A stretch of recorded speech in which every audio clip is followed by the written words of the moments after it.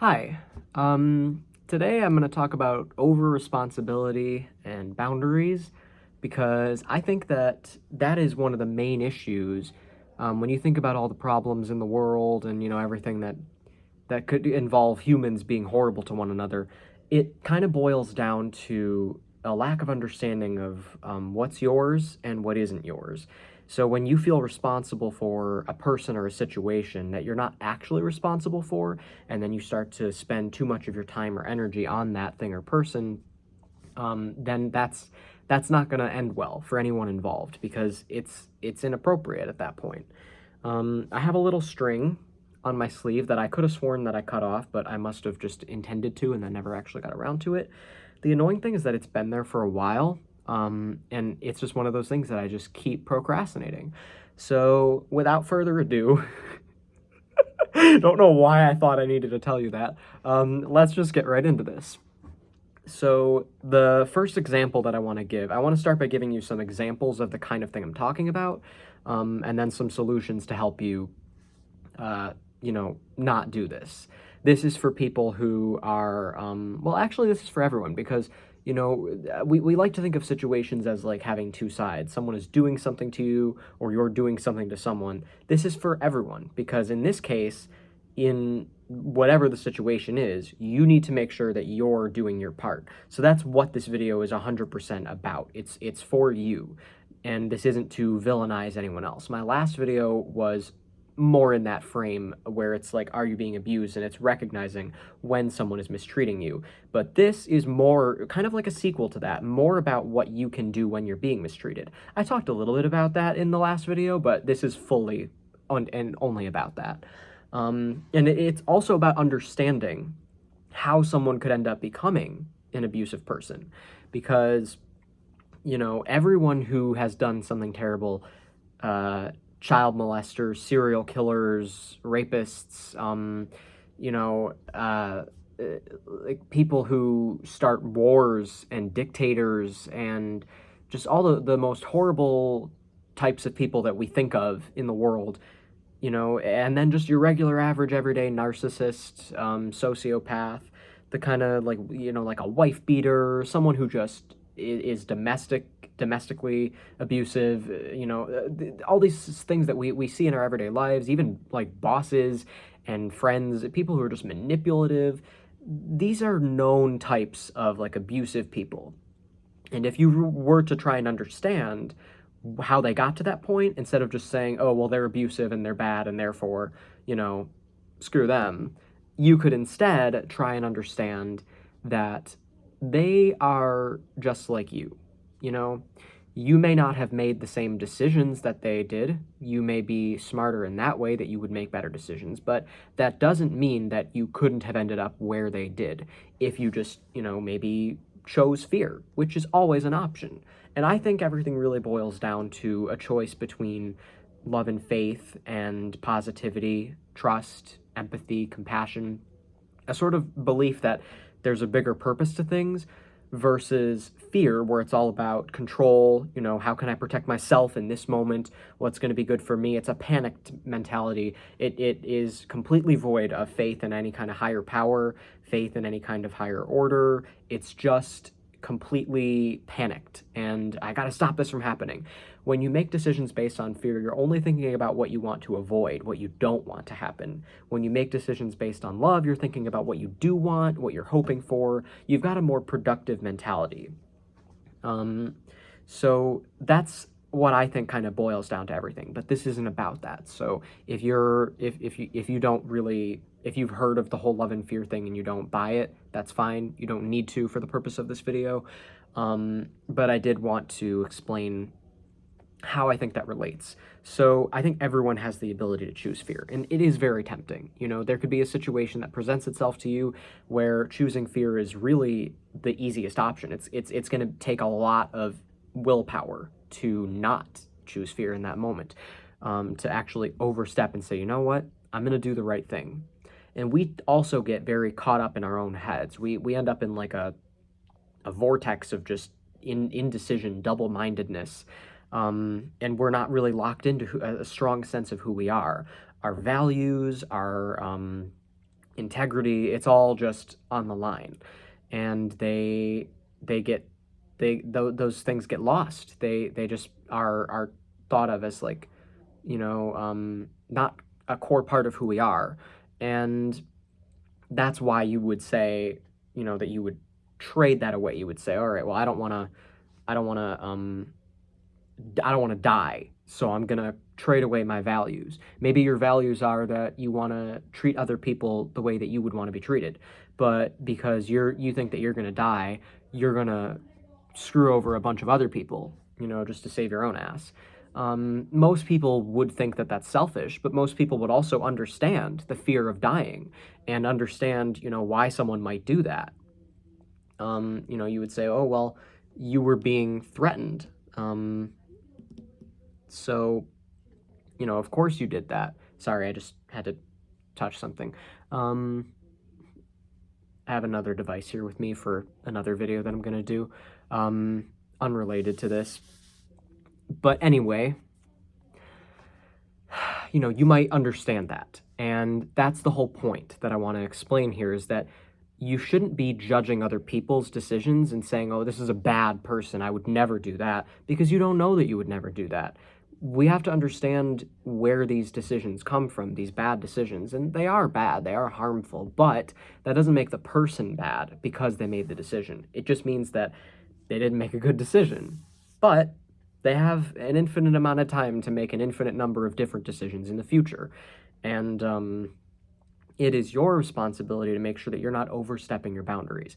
So what are some examples of this that I think people might largely be able to relate to? Well, let's say there's someone you care about and you're worried about them.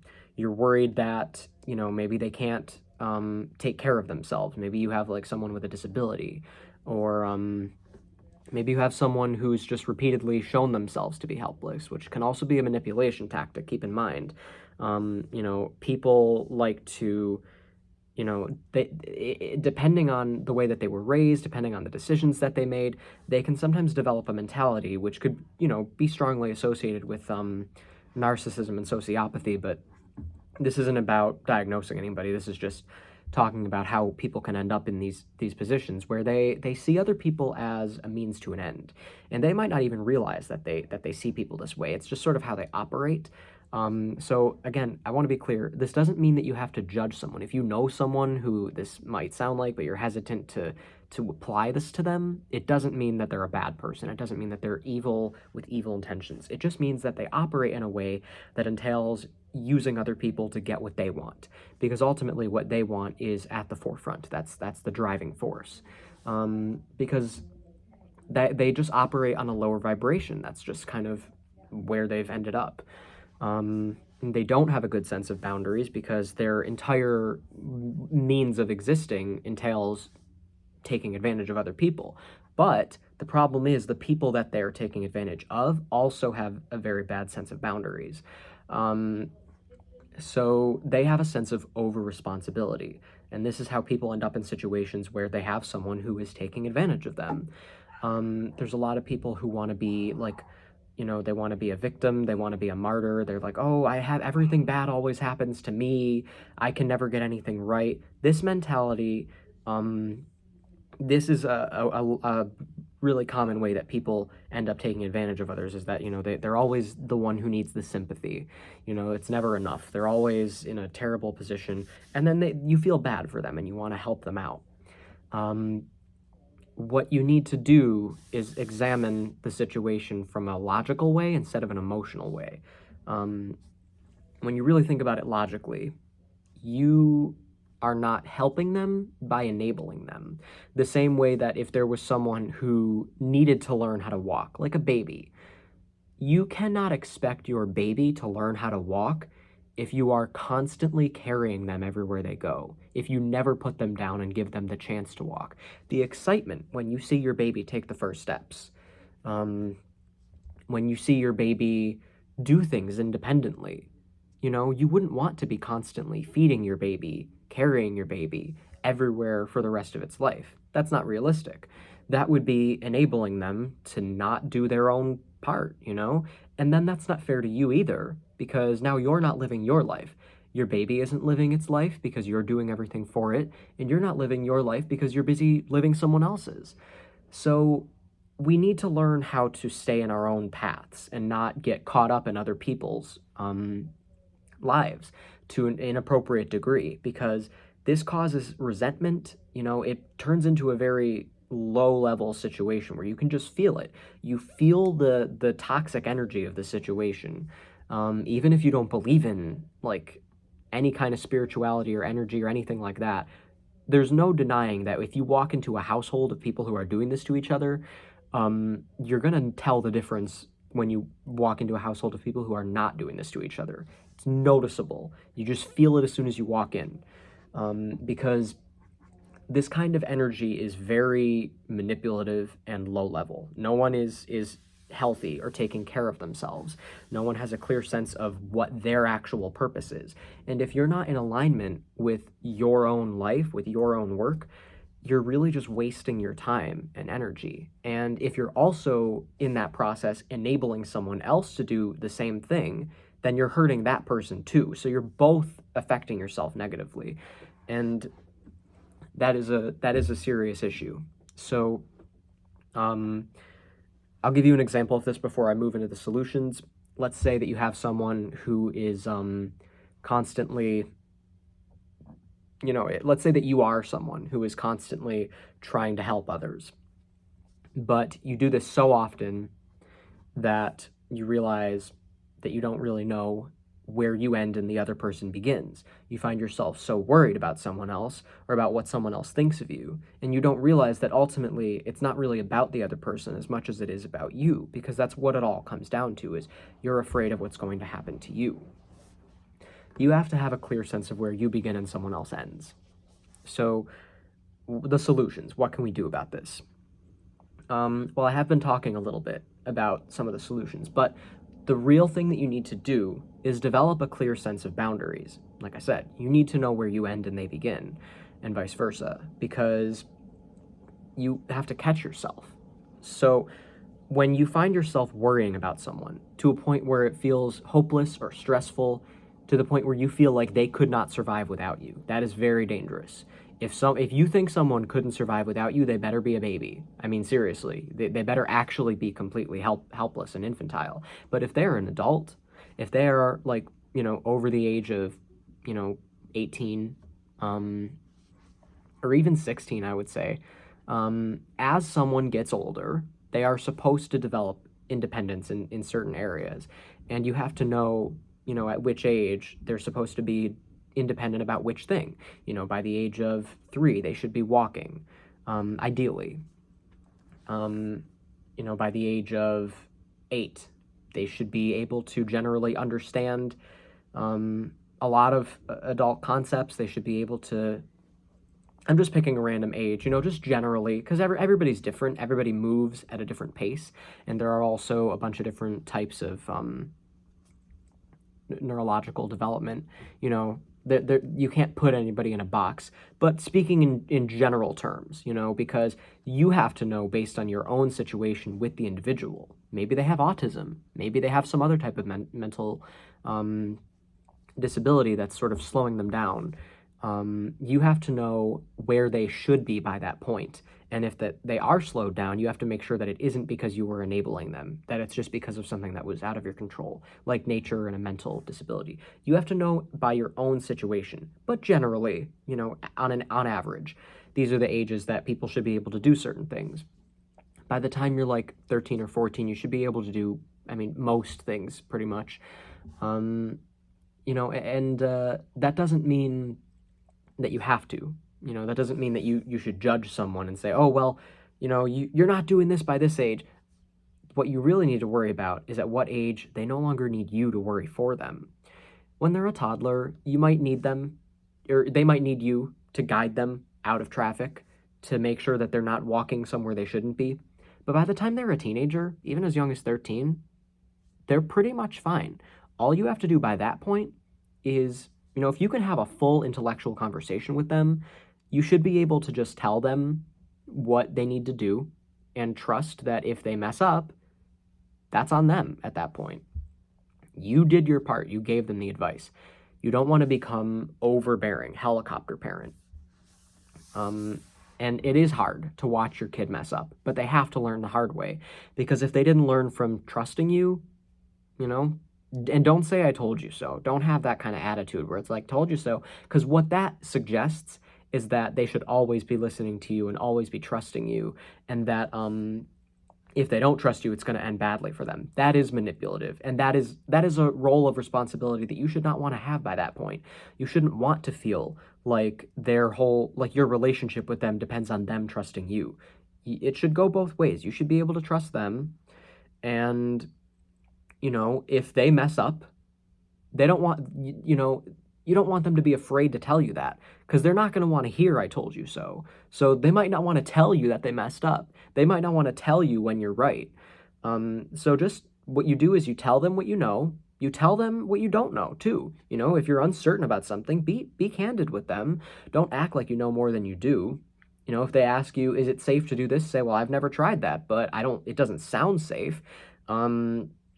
Do some research. Let me know what you find. I'll do some research. Like talk to them like they're a person. Don't just think, nope, that's not safe. Don't do that. Don't do that. Because then they might do it just to spite you, depending on how they feel about you. Teenagers are very much at the age where they're going to want to come into their own and be their own person, and they're going to want to rebel a little bit. You're supposed to let them, You're supposed to let them hit their head and then realize that it isn't smart to jump into a ceiling fan, and and don't say I told you so. Just say, oh, honey, are you okay? And then they won't do it again. They don't need the I told you so because it's not about you being right. It's about them learning how to be independent and make their own decisions. And then you don't have to worry about them anymore. You don't have to feel that sense of responsibility. So we do this with our kids, obviously, but we do this with all sorts of people. Anybody that we care about. We even do this with our bosses at work sometimes. We feel that we're responsible for how our boss feels. And of course, our boss is going to want to enforce that depending on the situation. They're going to want to make sure you feel like you have to do all of this extra stuff for them. And that can be toxic too. You got to be very careful about when you're overstepping your own responsibilities. There is a longer class. There's a couple classes on this. If you want to go to a YouTube channel called Ask Ivy, I'll put the link to that in the description. She's a psychic medium and she has a bunch of classes free classes on YouTube where she talks about different, like a wide range of topics. And one of those is called Over Responsibility and Survivor's Guilt. That's a really good one. Another one on this topic is Stay in Your Lane. These two classes, I'm sure there are more, but these two are like very, very helpful. And if you want to catch me on a live stream, I do live streams on my other channel. I don't have enough subscribers on this channel yet to do live streams. I'll put the link to my other channel in the description if you want to do a live stream and we can have an interactive discussion. I also offer psychic readings on Sundays at 8 p.m. Eastern Time. It was 7 p.m., but I switched it because I think 8 p.m. would be better for more people to tune in, just because a couple of my returning subscribers don't show up until about that time anyway, and I don't have a big enough audience to really base decisions in a general way anyway. I have to base it on who my current subscribers are. So right now it's 8 p.m. If I make another change, I'll let you know. If you have any other questions about this topic, I think I said everything I wanted to say. Post your questions in the comments, and thank you for watching. I hope you have a good rest of your day or night, and farewell till we meet again. Peace be with you. May the forces of evil become confused on the way to your house. As George Carlin quote. Look it up. It's funny.